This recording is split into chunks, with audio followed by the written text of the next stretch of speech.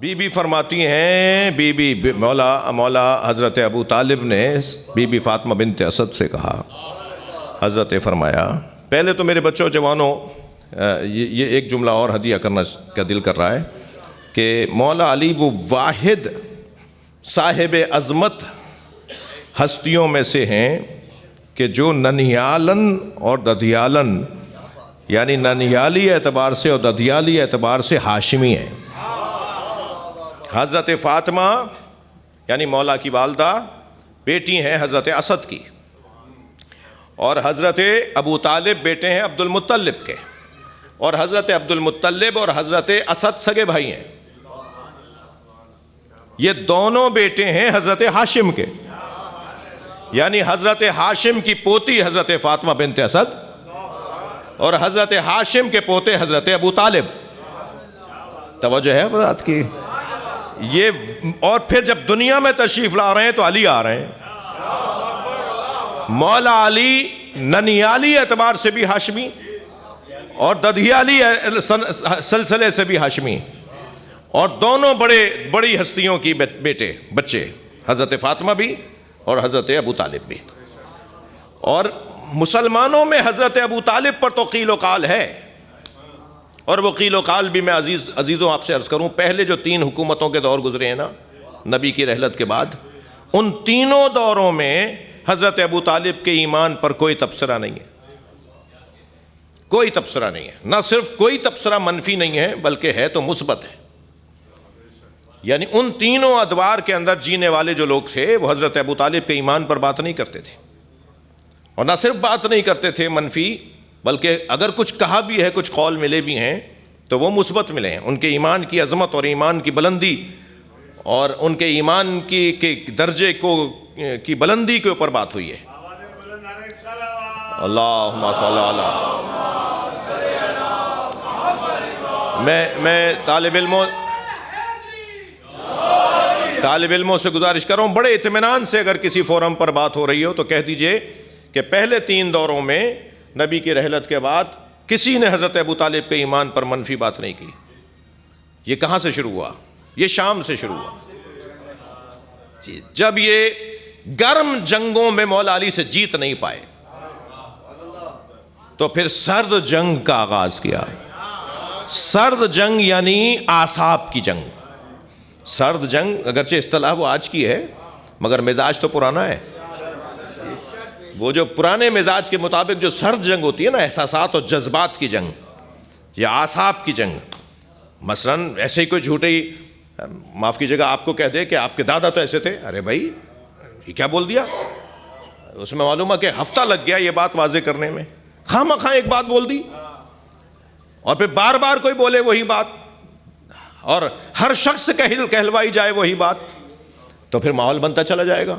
آپ کتنی صفائیاں، آپ کہیں گے بھائی یا تو میں خاموش رہوں اور خاموش رہتا ہوں تو پھر یہ ماحول ہے، بولتا ہوں تو میں اکیلا کیا بول لوں گا، ہر شخص یہی بول رہا ہے۔ اور پھر ہمارے ہاں تو محاوروں نے دین کا درجہ حاصل کر لیا ہے، محاوروں نے دین کا درجہ حاصل کر لیا ہے۔ وہ کہتے ہیں جی وہ زبان خلق کو نقارۂ خدا کہیے۔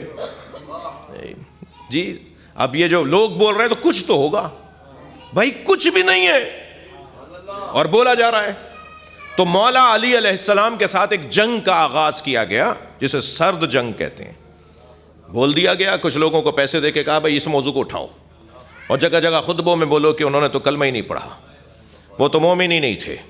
اور وہ گھڑی ہوئی روایت کے کان میں سرکار نے آخری وقت میں کہا کہ چچا کلمہ پڑھ لیجئے، اور انہوں نے کلمہ نہیں پڑھا۔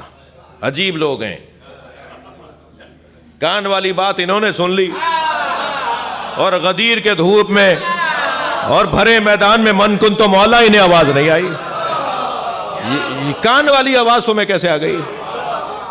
پھر ایک گھڑی ہوئی روایت بنا دی جسے حدیث زازہ کہتے ہیں کہ معاذ اللہ حضرت ابو طالب پنڈلیوں تک معاذ اللہ عذاب میں ہے۔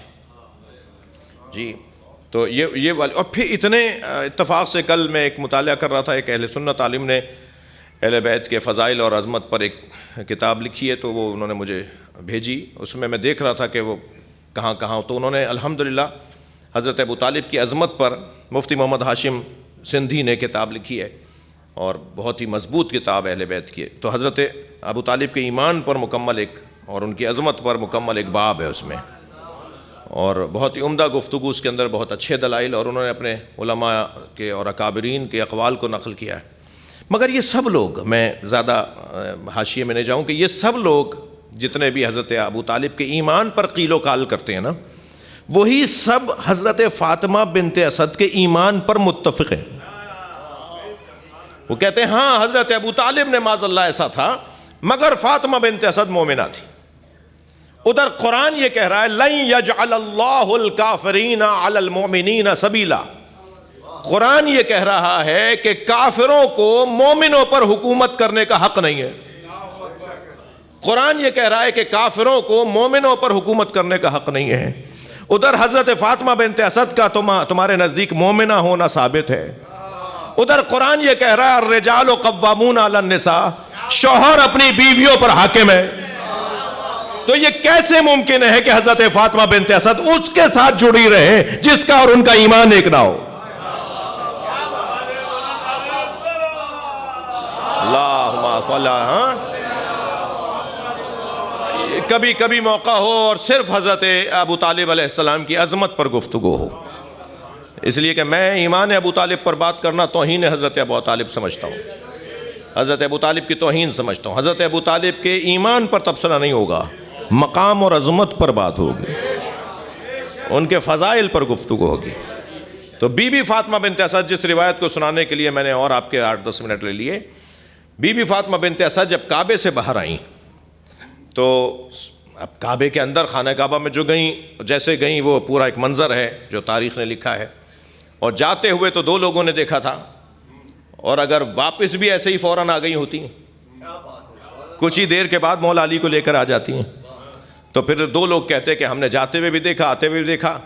تو یہ مسلمان بڑے کاریگر ہیں, یہ کہتے خبر واحد ہے, اور خبر واحد کا تو اعتبار نہیں ہے. 2 لوگوں نے دیکھا تھا, اور وہ بھی اس وقت میں مسلمان نہیں تھے, تو اب ان کا کیا اعتبار؟ جی ان کا کیا اعتبار؟ تو جاتے ہوئے 2 لوگوں نے دیکھا تھا, آتے ہوئے پورے مکے نے دیکھا ہے, اس لیے کہ 3 دن کعبے میں رہی.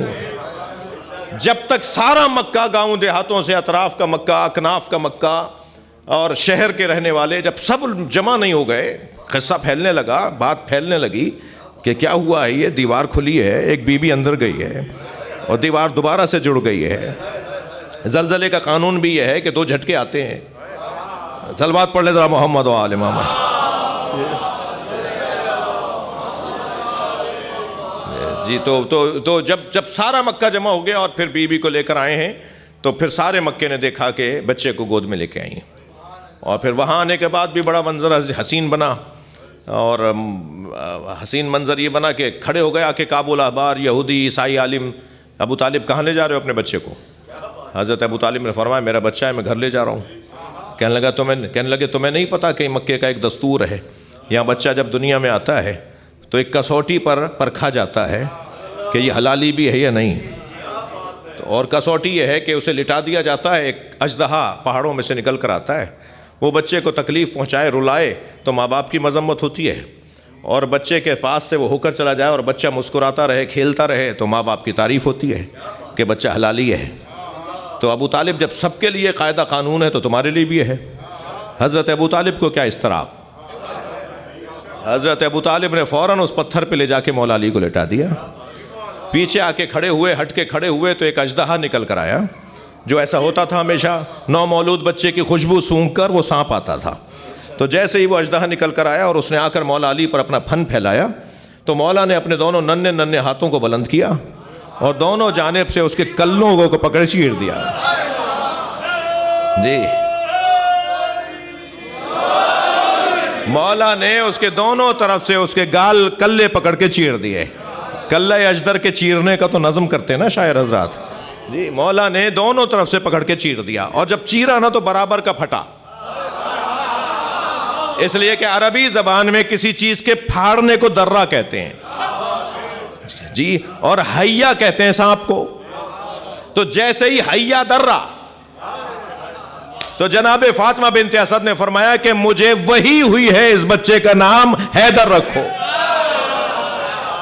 حیا درہ حیدر حیدر حیدر حیدر صحیح تلفظ ہوگا حیدر ہوگا، وہ ہی سے حیا سے حیدر. عرب جب بولتا ہے نا وہ حیدر نہیں بولتا ہماری طرح، وہ کہتا ہے حیدر. صلوات پڑھیں ذرا محمد و آل محمد. جی تو حضرت ابو طالب آگے بڑھے اور بچے کو گلے لگایا، مولا علی کو اپنے سینے سے لگایا، پیشانی کا بوسہ دیا، لبوں پر لب رکھے، پھر لے کے جانے لگے تو پھر وہی لوگ آ کے کھڑے ہو گئے، کہنے لگے ابو طالب کہاں لے جا رہے ہو؟ حضرت ابو طالب نے فرمایا تم نے مجھے کہا، میں نے اسے لٹا دیا. کہنے لگے مسئلہ تو اور پیچیدہ ہو گیا، اس نے کسوٹی ہی توڑ دی، اس نے پیمانہ ہی توڑ ڈالا، اب ہم کیسے طے کریں گے کہ کون حلالی ہے؟ تو برابر سے نبی کی آواز آئی، چچا کہہ دیجئے اب قیامت تک یہی کسوٹی ہے، اس کا ذکر طے کروائے گا کون حلالی ہے. صلوات پڑھ لیں محمد و آل محمد.